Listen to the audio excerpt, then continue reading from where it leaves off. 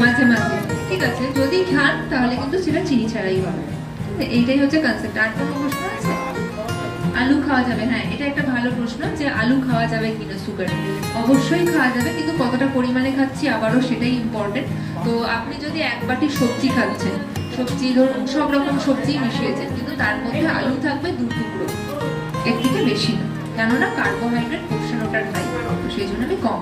আর ফলের ক্ষেত্রে আমি বলবো কলা, সবেদা, আঙুর, আতা, আর কাঁঠাল, লিচু, এই জিনিসগুলো কম খাবে।